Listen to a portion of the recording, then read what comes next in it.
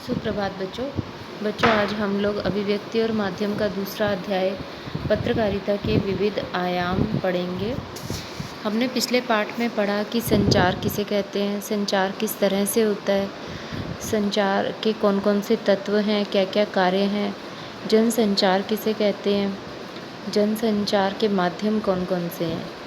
आज हम ये पढ़ेंगे कि पत्रकारिता किसे कहते हैं, पत्रकारिता होता क्या है, समाचार की परिभाषा, कैसे खबरें समाचार बनती हैं, समाचार के तत्व, संपादन के सिद्धांत और पत्रकारिता में संपादकीय, फोटो पत्रकारिता, कार्टून कोना, रेखांकन, कार्टोग्राफी, इन सब के बारे में पढ़ेंगे। इसके साथ साथ पत्रकारिता के अलग अलग प्रकार यानी खोजपरक पत्रकारिता, विशेषीकृत, वॉचडॉग इत्यादि को विस्तार से देखेंगे। तो आइए हम लोग पाठ शुरू करते हैं। सबसे पहले लेखक ने कहा है कि पत्रकारिता, जब हम पत्रकारिता की बात करते हैं तो अखबारों में सिर्फ समाचार ही नहीं छपते, समाचारों के अलावा भी बहुत कुछ छपता है। विश्व में हर पल हर समय न जाने कितनी घटनाएं घटित हो रही हैं, लेकिन हर घटना या हर खबर समाचार नहीं होती। तो समाचारों के अंदर किसी खबर के अंदर ऐसी कौन सी विशेष बात होनी चाहिए जिससे कि वो समाचार बन जाए। इसके साथ साथ लेखक कह रहे हैं कि मनुष्य की प्रवृत्ति जिज्ञासु होती है, वो हमेशा ही कुछ नया जानने की इच्छा रखता है। उन्होंने उदाहरण के लिए बताया है कि जैसे हम किसी से पहली बार मिलते हैं या पहली बार ना भी मिलें तो उसके अलावा जो लोग हमें रोज़मर्रा के जीवन में भी मिलते हैं, हम उनके बारे में जानने की इच्छा रखते हैं। यदि हमें कोई पहली बार मिला है तो हम उससे पूछते हैं कि आप क्या काम करते हैं, आप कहाँ रहते हैं, आपके परिवार में कौन कौन है। और जिन लोगों को हम पहले से जानते हैं, जो हमारे सुपरिचित हैं, उनको भी अगर हम रोज़ मिलते हैं तो हमारा पहला सवाल होता है कि आप कैसे हो, आपका क्या हाल है। इस तरह से हम ये कह सकते हैं कि मनुष्य की प्रवृत्ति जिज्ञासु होती है, वो हमेशा कुछ नया जानना चाहती है। इसी तरह से हम अपने शहर के बारे में, हम अपने देश के बारे में, हम अपने राष्ट्र के बारे में और अंतर्राष्ट्रीय जगत में क्या क्या चल रहा है उस सब के बारे में भी हम जानने की इच्छा रखते हैं। तो पत्रकारिता का जो मूल तत्व है वो जिज्ञासा होता है, यानी पत्रकारिता, जिज्ञासा के कारण ही पत्रकारिता चलती है, क्योंकि हमें जानने की इच्छा होती है और जानना हमारे लिए आवश्यक भी होता है। फिर उसके बाद पत्रकारिता क्या है, जो सूचनाएं हमारे दैनिक जीवन के साथ साथ हमारे पूरे समाज को प्रभावित करती हैं।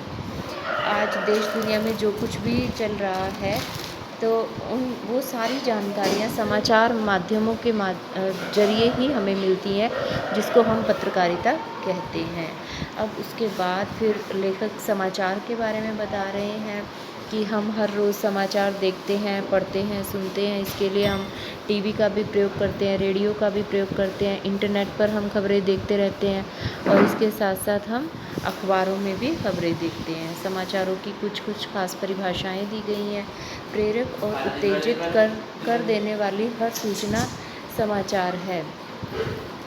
समय पर दी जाने वाली हर सूचना समाचार का रूप धारण कर लेती है।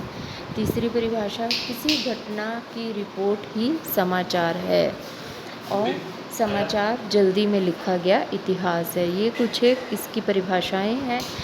समाचार है क्या, देखिए इसकी समाचार की परिभाषा मुख्य रूप से बताते हुए लेखक ने कहा है, समाचार किसी भी ऐसी ताज़ी घटना, विचार या समस्या की रिपोर्ट है जिसमें अधिक से अधिक लोगों की रुचि हो और जिसका अधिक से अधिक लोगों पर प्रभाव पड़ता हो।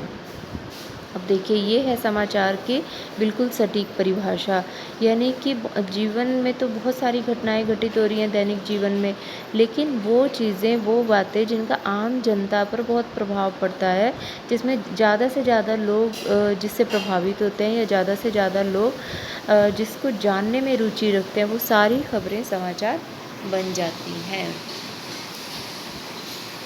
इसके बाद फिर समाचार के तत्वों के बारे में बात हो रही है कि समाचार के अंदर कौन कौन से तत्व होने चाहिए।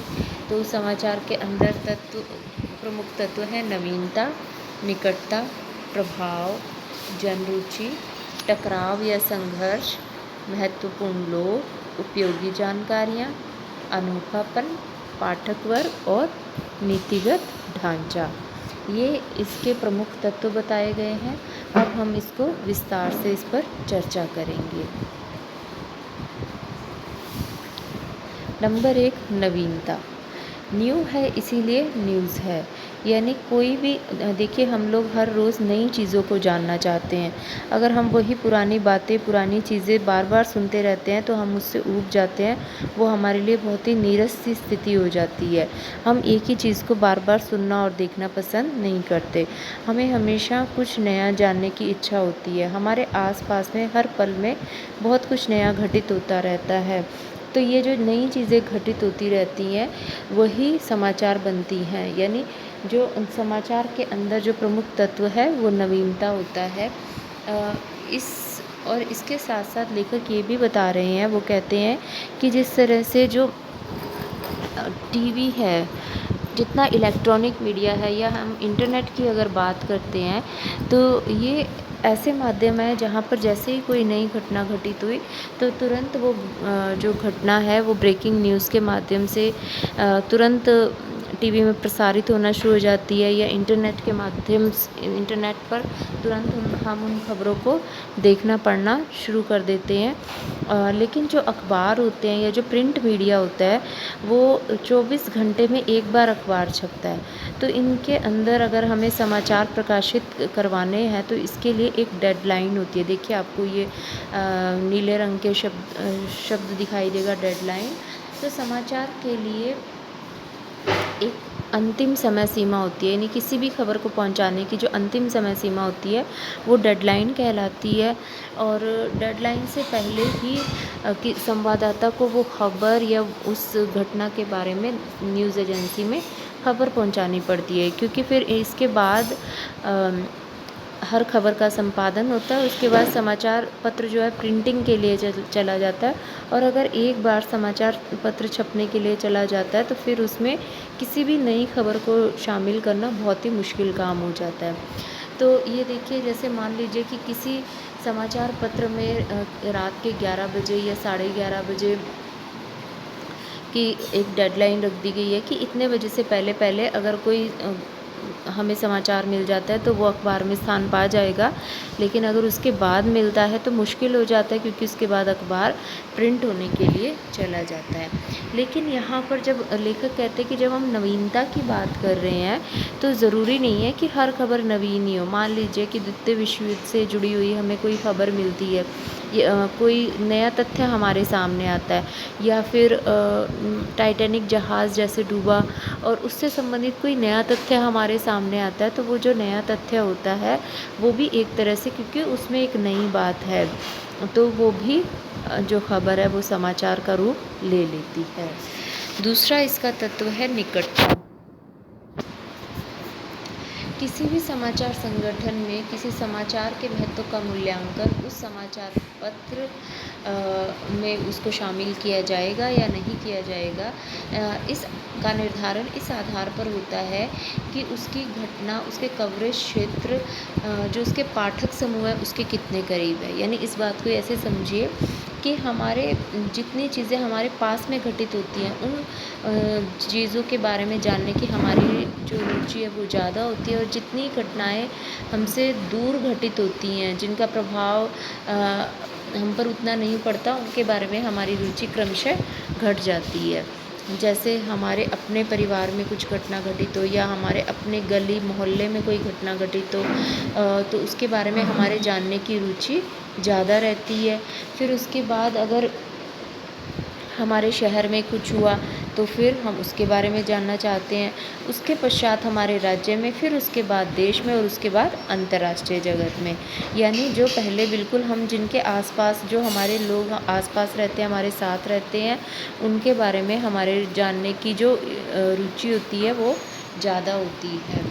यही कारण है कि हम अपने शहर और आसपास के क्षेत्रों के अलावा अपने राज्य और देश में क्या हुआ ये जानने के लिए ज़्यादा उत्सुक रहते हैं, क्योंकि हम उनसे जुड़े हुए होते हैं और उनका हम पर सीधा सीधा प्रभाव पड़ता है। तो इस तरह से जितनी चीज़ें हमारे निकट की होती हैं उनके बारे में जानने की हमारी इच्छाएं उतनी ही ज़्यादा होती हैं। नंबर 3 पर आता है प्रभाव। प्रभाव किसी भी घटना का प्रभाव प्रभाव का महत्व इस बात से निर्धारित होता है कि कितने लोगों को वो प्रभावित करती है। यानी कोई घटना जो ज़्यादा से ज़्यादा लोगों को प्रभावित करती हो, वो घटना तत्काल समाचार बन जाती है। इसको हम उदाहरण से देखते हैं कि जैसे सरकार ने तेल की कीमत में वृद्धि की, पेट्रोल या डीज़ल की कीमत में वृद्धि की, तो इसका जो प्रभाव है वो अधिकाधिक लोगों पर होगा। तो ये जो घटना, ये जो कीमत में वृद्धि हुई है, ये अपने आप में ही समाचार बन जाएगी, क्योंकि इससे देश की बहुत सारी जनता प्रभावित होगी। इसी तरह से यदि रसोई गैस की कीमत में बढ़ोतरी होती है या फिर कमी होती है, तो उससे भी देश की बहुत सारी जनता प्रभावित होती है। तो ये तुरंत ही ये जो चीज़ें होती हैं, ये जो खबरें होती हैं, ये समाचार बन जाती हैं। उसके पश्चात अगला पॉइंट आ जाता है जनरुचि। यानी लोग किसी भी चीज़ के बारे में कितनी दिलचस्पी लेते हैं, लोगों की किसी चीज़ के अंदर कितनी रुचि है, इससे भी किसी खबर के समाचार बनने का निर्धारण होता है।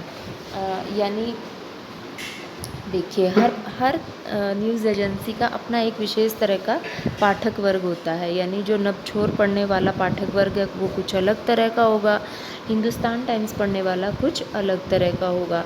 इसी तरह से कारोबार और अर्थव्यवस्था से जुड़ी हुई जो पत्रिकाएं आती हैं उनके पाठक कुछ अलग तरह के होते हैं। सिनेमा और फैशन से जुड़ी हुई जो पत्रिकाएं आती हैं उनके पाठक अलग तरह के होते हैं। तो जो न्यूज़ एजेंसी होती हैं वो अपने पाठक वर्ग या अपने दर्शक या श्रोता वर्ग को ध्यान में रखकर ही, उनकी दिलचस्पी, उनके रुचि की चीज़ों को ध्यान में रखकर ही वैसी ही खबरों को अपने पत्रिकाओं में या अपने समाचारों में उन खबरों को स्थान प्रदान करती हैं। अगला पॉइंट है टकराव या संघर्ष। यदि हमारे क्षेत्र में किसी भी तरह का कोई दंगा फसाद होता है, किसी तरह का आपसी दो गुटों में किसी तरह का विवाद हो जाता है, तो हम उसके बारे में जानना चाहते हैं। तो वो जो खबरें होती हैं वो समाचार बनती हैं। उसी तरह से हमारा किसी देश के साथ यदि युद्ध की स्थिति बन जाती है, सैनिक टकराव होता है या युद्ध होना शुरू हो जाता है, तो वो खबरें समाचार होती हैं। लेकिन यहाँ टकराव और संघर्ष में ये भी समझना ज़रूरी है कि यहाँ पर सिर्फ युद्ध की ही बात नहीं होती, बल्कि अगर दो देशों के बीच में कोई मुकाबला होता है या दो टीमों के बीच में अगर किसी कोई खेल को लेकर मुकाबला हो रहा है, तो वो जो खबरें होती हैं वो भी टकराव और संघर्ष में ही आती हैं। नेक्स्ट पॉइंट, महत्वपूर्ण लोग। यानी जो महत्वपूर्ण लोग होते हैं समाज और राष्ट्र में, हमारे बहुत सारे जो राजनीतिक बड़े बड़े जो राजनेता हैं, जो बड़े खिलाड़ी हैं, फिल्म और फैशन से जुड़ी हुई जो बड़ी बड़ी हस्तियां हैं, इन महत्वपूर्ण लोगों के बारे में भी जनता जानना चाहती है। आपका और मेरा जन्मदिन कब आता है ये हमारे परिवार के लिए महत्वपूर्ण हो सकता है, लेकिन इसमें पूरे राष्ट्र को जानने में कोई दिलचस्पी नहीं है। लेकिन ये जो बड़े लोग होते हैं, महत्वपूर्ण लोग होते हैं, जिन्हें हम सेलिब्रिटीज़ भी कहते हैं, उनका जन्मदिन कब आता है, उनके जीवन में अगर छोटी से छोटी घटना भी घटित होती है तो उसके बारे में दुनिया के लोग या हमारे देश के लोग जानना चाहते हैं, जिससे उनके जीवन की हर छोटी और बड़ी खबर समाचार बन जाती है। नेक्स्ट पॉइंट है उपयोगी जानकारियाँ। ऐसी सूचनाएं जिनका समाज के किसी विशेष तबके से खास महत्व होता है, वो सारी जानकारियां उपयोगी जानकारियां कहलाती हैं। जिस तरह से हम अखबार में देखते हैं कि स्कूल कब खुलेंगे। देखिए, ये आज हमारे लिए एक बहुत बड़ा प्रश्न है, क्योंकि कोरोना का समय चल रहा है। तो ऐसे समय में स्कूल कब खुलेंगे हमारे, किस तरह से खुलेंगे, क्या क्या सावधानियां बरती जाएंगी, किन किन कक्षाओं के बच्चों को बुलाया जाएगा, क्या बच्चों को शिफ्ट में बुलाया जाएगा, किस तरह से उनके बैठने की व्यवस्था होगी, ये हमारे लिए बहुत ही उपयोगी जानकारियाँ हैं। इसी तरह से अखबारों में हम प्राय देखते हैं कि किसी खास क्षेत्र की, किसी खास कॉलोनी की बिजली कितने घंटे के लिए कट रहेगा, पानी की सप्लाई कब कितने दिनों के लिए बंद की जा रही है। इस तरह की जो जानकारियाँ होती हैं इसका हमारे दैनिक जीवन पर सीधा असर पड़ता है और ये उपयोगी जितनी भी जानकारियाँ होती हैं ये सारी की सारी खबरें समाचार बन जाती हैं। इसके बाद अगला पॉइंट आता है अनोखापन, यानी कि उसके अंदर उस चीज़ के अंदर कुछ अनोखी बात होनी चाहिए, कुछ नई बात होनी चाहिए। इसमें कहा भी गया है कि एक कहावत है कि यदि कोई कुत्ता आदमी को काट लेता है तो उसमें कुछ अनोखा नहीं है, लेकिन अगर एक आदमी कुत्ते को काट लेता है तो वो एक अनोखी बात है, एक अद्भुत बात है। तो ऐसी खबर समाचार बन जाती है। लेकिन साथ ही साथ लेखक ये भी कह रहे हैं कि इस पर भी ध्यान देना चाहिए कि अनोखेपन के नाम पर अंधविश्वास समाज में ना फैलाया जाए, भूत प्रेत इस तरह की बातें ना की जाएं जिससे कि जनता की मानसिकता पर अनोखेपन के नाम पर प्रतिकूल प्रभाव पड़ता हो। पाठक वर्ग, हर न्यूज़ एजेंसी का अपना एक ख़ास तरह का पाठक वर्ग होता है। उन पाठक वर्ग की रुचियों और ज़रूरतों के हिसाब से ही उन पत्रिकाओं में या न्यूज़ चैनल के अंदर उनकी रुचि के हिसाब से ही खबरें दी जाती हैं, जिनमें उस पाठक वर्ग की या उस दर्शक वर्ग की या उस श्रोता वर्ग की कोई ख़ास रुचि रहती हो। इसके बाद है नीतिगत ढांचा। हर समाचार संगठन की अपनी एक नीति होती है, उनके कुछ नियम होते हैं और उन्हीं नीतियों को संपादकीय नीति भी कहते हैं। संपादकीय नीति का निर्धारण समाचार पत्र के संपादक करते हैं या उसके जो न्यूज़ एजेंसी के मालिक होते हैं वो नीतियों का निर्धारण करते हैं, और जो न्यूज़ एजेंसी होती है वो अपनी नीति के अनुकूल ही खबरों का चयन करती है और खबरों को छापती है। ये हो सकता है कि संपादकीय लाइन के प्रतिकूल खबरों को उतनी प्रमुखता ना दी जाए जितनी अनुकूल खबरों को दी जाती है। तो इस तरह से इन बातों का भी समाचार, कौन सी खबर समाचार बनेगी, इन बातों का असर पड़ता है। उसके बाद आ गया है अगला पॉइंट, संपादन।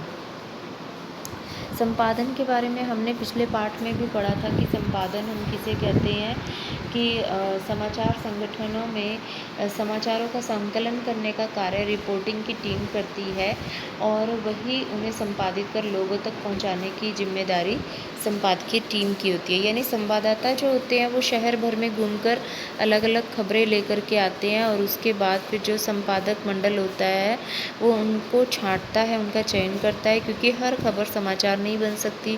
पहले वो ये निश्चित करता है कि कौन कौन सी इसमें खबरें हैं जो अखबार में छपने लायक हैं। फिर उसके बाद उन छपने लायक जितनी भी खबरें होती हैं उनका अशुद्धि संशोधन किया जाता है, उनको पठनीय बनाया जाता है, पढ़ने योग्य बनाया जाता है और फिर उसको छाप कर उसको प्रकाशित करके उसको प्रसारित किया जाता है। तो ये संपादन कहलाता है। यहाँ पर दिया भी हुआ है, संपादन का अर्थ है किसी सामग्री से उसकी अशुद्धियों को दूर करके उसे पठनीय बनाना। यहाँ पर संपादकीय में ये निर्धारण किया जाता है कि खबर कितने महत्व की है, उसके अनुसार उसको काटा छाटा जाता है, उसको कहाँ जगह देनी है, कितनी जगह देनी है, ये तय किया जाता है। और इसके लिए वो कहते हैं कि संपादन के भी अपने कुछ सिद्धांत होते हैं, उन सिद्धांतों का ध्यान रखा जाना चाहिए। उन्हीं सिद्धांतों को ध्यान में रखकर संपादन का काम किया जाता है। पहला सिद्धांत है तथ्यों की शुद्धता, एक्यूरेसी। दूसरा वस्तुपरकता, तीसरा निष्पक्षता, चौथा संतुलन और पांचवा स्रोत। चलिए अब इनके बारे में विस्तार से पढ़ते हैं। तो एक्यूरेसी की बात करते हैं, यानी तथ्यों की शुद्धता की बात हम करते हैं। देखिए यहाँ पर एक छोटी सी कहानी भी दी हुई है, एक हाथी और 6 अंधों की कहानी। इसमें लेखक ने कहा है कि एक बार 6 अंधों को एक हाथी के पास लेकर गए और उनको कहा कि आप इनको छू कर बताइए कि हाथी कैसा होता है। तो जब पहले अंधे ने छुआ तो उसने उसके पेट को छुआ और छूकर कहा कि हाथी तो दीवार की तरह होता है। दूसरे ने उसके दांत को छुआ और कहा कि हाथी तलवार की तरह होता है। तीसरे ने उसके सूंड को छुआ और बोला नहीं, हाथी तो सांप की तरह होता है। चौथे ने उसके पैर को छुआ और बोलता है हाथी तो पेड़ के तने की तरह होता है। पांचवें ने उसके कान को छुआ तो उसने कहा नहीं, हाथी तो पंखे की तरह होता है, और छठे ने उसकी पूँछ को छुआ और कहा कि हाथी तो रस्सी की तरह होता है। यानी यहाँ पर सबने अपने अपने हिसाब से अलग अलग चीज़ों को छुआ और उनका सच अलग अलग है। हालांकि सबने अपने अपने सच सही बताए हैं, लेकिन ये वास्तविक सच नहीं है। उन्होंने जितना जाना उनके लिए सच्चाई सिर्फ उतनी ही है, लेकिन वास्तव में हाथी का रूप कुछ अलग ही है। तो कहने का अभिप्राय ये है कि एक न्यूज़ एजेंसी का ये दायित्व बनता है, ये कर्तव्य बनता है कि वो किसी भी घटना के एक पक्ष को देखकर उसकी कवरेज ना करे, समस्त घटना को देखे, उसके सारे पहलुओं को देखे, और फिर उसके बाद जो उसको तथ्य शुद्ध लगते हैं, जो तथ्य ठीक लगते हैं, उन तथ्यों को अपने न्यूज़ एजेंसी के द्वारा प्रकाशित और प्रसारित किया जाए, ताकि वो पूरी एक्यूरेसी के साथ, पूरे तथ्यपरकता के साथ जनता के सामने जा सके। अगला पॉइंट है वस्तुपरकता यानी ऑब्जेक्टिविटी। देखिए, हम लोग जब जन्म लेते हैं, उसके बाद फिर हम जब विद्यालय जाते हैं, हम किस तरह के वातावरण में पल रहे हैं, बड़े हो रहे हैं, हमारे आसपास में कैसा माहौल है और हमें क्या क्या चीज़ें समझाई और बताई जा रही हैं, इससे हमारे मन में अलग अलग तरह की धारणाएं बन जाती हैं और हमारे मन में बहुत सारे पूर्वाग्रह भी बन जाते हैं। लेकिन एक अखबार का या एक न्यूज़ एजेंसी का ये दायित्व होता है कि वो अपने पूर्वाग्रहों को एक तरफ रख के वाकई में जो घटनाएं घटित हुई हैं उन घटनाओं को वैसे का वैसे ही प्रस्तुत करे। यानी उसके अंदर तथ्यपरकता का संबंध होना चाहिए। तथ्यपरकता का संबंध अधिकाधिक तथ्यों से होता है। किसी विषय या मुद्दे के बारे में हमारे दिमाग में जो पहले से ही छवियां बनी हुई हैं, वही हमारे मूल्यांकन की क्षमता को प्रभावित करती हैं। तो इस तरह से देखिए, दुनिया में हर तरह के लोग होते हैं, सबकी अपनी अपनी धारणाएं, अपने अपने दृष्टिकोण होते हैं। इसलिए कोई भी समाचार एक समय पर सबके लिए एक जैसा वस्तुपरक नहीं हो सकता। हो सकता है कि किसी के लिए वो समाचार पूर्वाग्रहों से प्रभावित हो, लेकिन एक पत्रकार को जहाँ तक संभव हो अपने पूर्वाग्रहों से ग्रसित न होकर फिर उसके बाद लेखन का कार्य करना चाहिए। अगला पॉइंट है निष्पक्षता। एक पत्रकार के लिए निष्पक्ष होना भी बहुत ज़रूरी है। एक पत्रकार के लिए निष्पक्ष होना बहुत ज़रूरी है। उसकी निष्पक्षता से ही उस न्यूज़ एजेंसी की साख यानी उसकी प्रेस्टीज बनती है।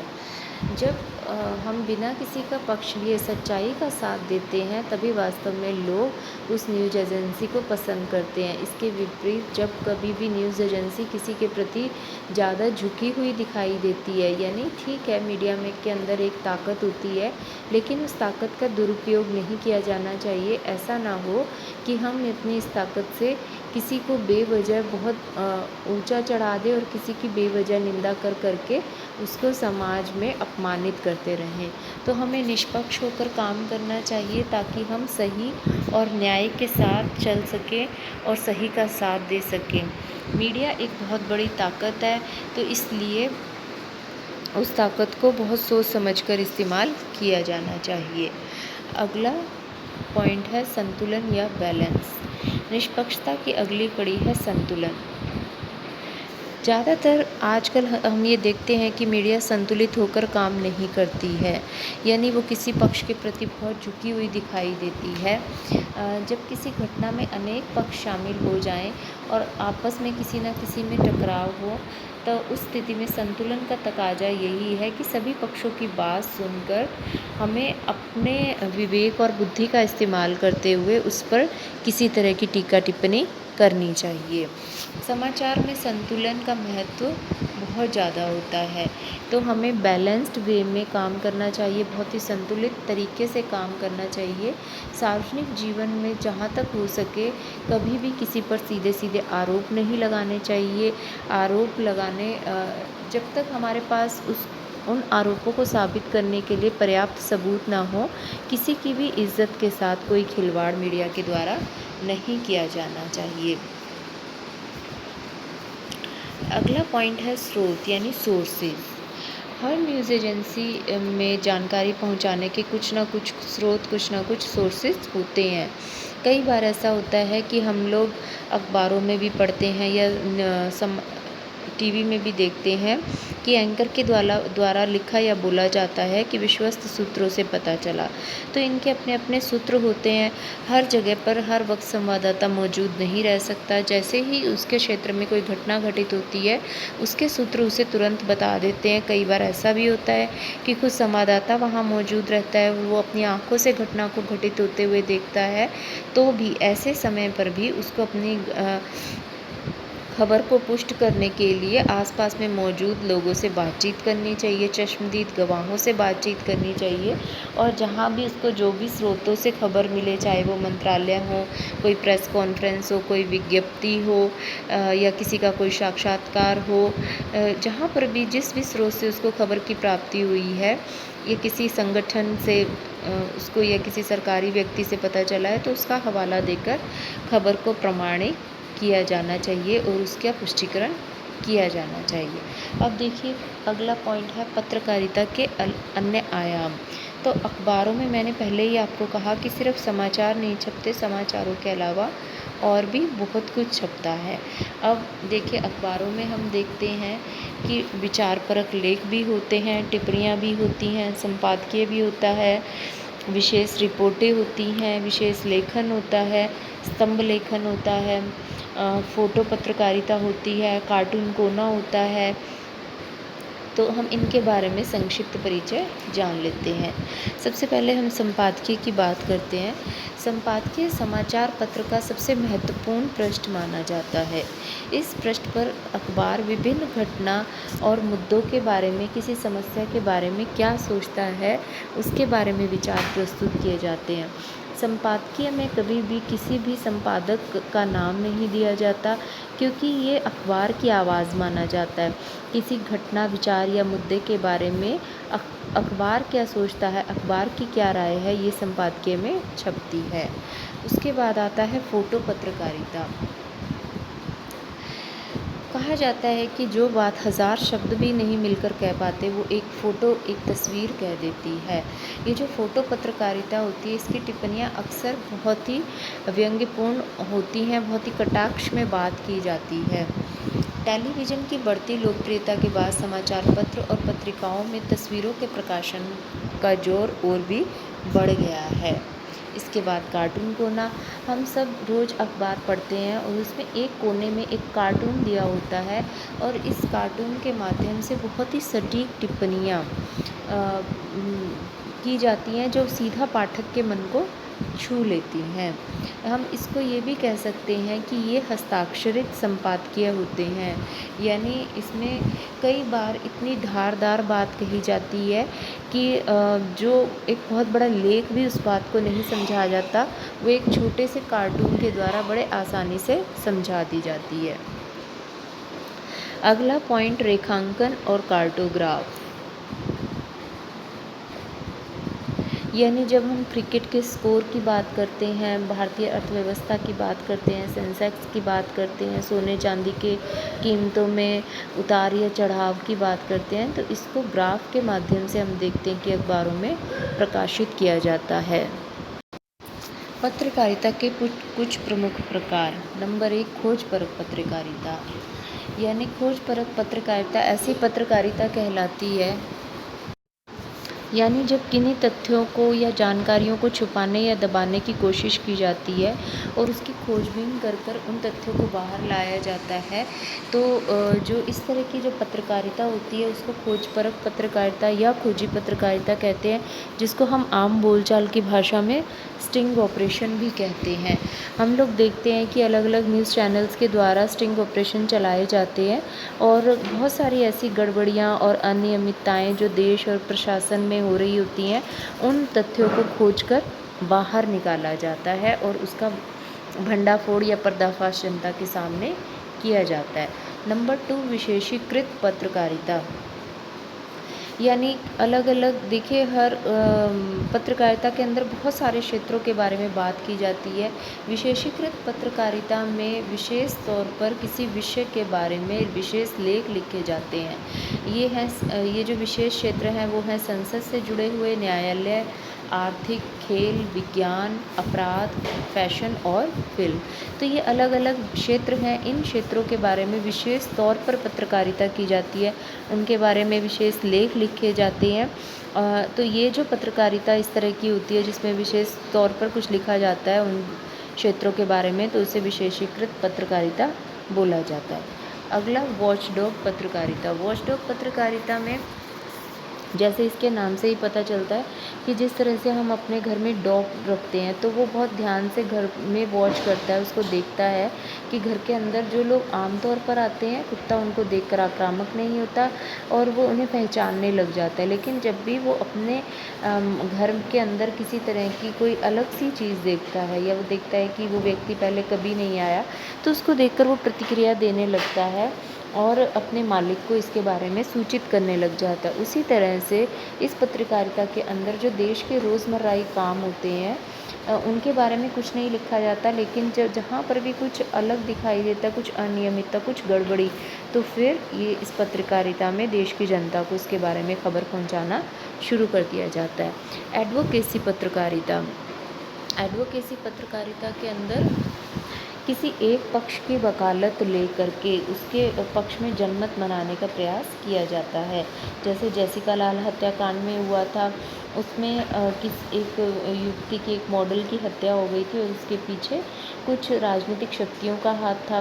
तो उसको मीडिया ने उस मुद्दे को उठाया और जो सरकार है, जो प्रशासन है, उस पर एक दबाव बनाया, एक जनमत बनाया, जिससे उस केस का फैसला सही समय पर हो सका। इसी क्रम में हम निर्भया कांड को ले सकते हैं और आजकल हम देख रहे हैं सुशांत सिंह राजपूत का केस जिस तरह से मीडिया के द्वारा उठाया जा रहा है, तो वो एडवोकेसी पत्रकारिता में हम उसको शामिल कर सकते हैं।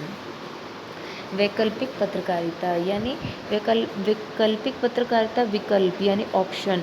जब जो कुछ न्यूज़ एजेंसी जैसी होती हैं जो मौजूदा सरकार के ख़िलाफ़ होती हैं, मौजूदा सरकार या मौजूदा व्यवस्था को वो पसंद नहीं करती और एक विकल्प की तलाश करती रहती हैं, और इस विकल्प की तलाश में जो पत्रकारिता करती हैं उसे वैकल्पिक पत्रकारिता कहते हैं। कई बार ऐसा होता है कि देखिए, जो समाचार संगठन होते हैं उनको सरकार के द्वारा या बड़े औद्योगिक घरानों के द्वारा पैसा मिलता है, उनमें पूंजी लगाई जाती है। इसी तरह से विज्ञापन के द्वारा भी उनकी इनकम होती है।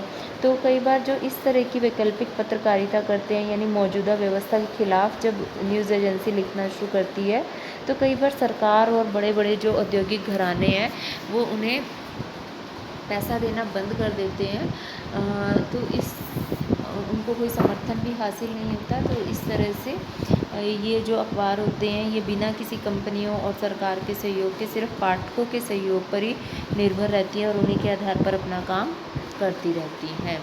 अब अंत में लेखक ने समाचार माध्यम में मौजूदा रुझान की बात उन्होंने की है। वो कहते हैं कि मीडिया लोकतंत्र का चौथा स्तंभ है, उसके ऊपर बहुत बड़ी जिम्मेदारी है समाज और देश की। लेकिन जिस तरह का शुरुआत हम आज़ादी के समय में देख रहे थे या उससे पहले देख रहे थे, देश को आज़ाद करवाने के जुनून मीडिया में था, उसके बाद फिर जब देश आज़ाद हुआ तो देश निर्माण के लिए जिस तरह से मीडिया प्रतिबद्ध था, चाहे हमारी प्रिंटिंग प्रेस हो या बाद में टीवी वगैरह रेडियो भी आ गए, वो प्रतिबद्धता अब कहीं खोती हुई सी दिखाई दे रही है। अब तो सिर्फ हमें व्यवसायीकरण दिखाई दे रहा है, सिर्फ अपने चैनल को लोकप्रिय बनाने की जो एक अंधी दौड़ में ऐसा लग रहा है कि हर एक न्यूज़ चैनल दौड़ रहा है। इसके लिए किसी भी खबर को सनसनीखेज बनाकर प्रस्तुत किया जाता है और इस तरह की खबरें दिखाई जाती हैं जो जनता का ध्यान जल्दी आकर्षित करें। समाज निर्माण, देश निर्माण की ओर अब धीरे धीरे मीडिया का ध्यान हटता जा रहा है। पेज 3 पत्रकारिता यानी जहाँ पर फिल्म और फैशन से जुड़े हुए लोगों के निजी जीवन के बारे में बताया जाता है।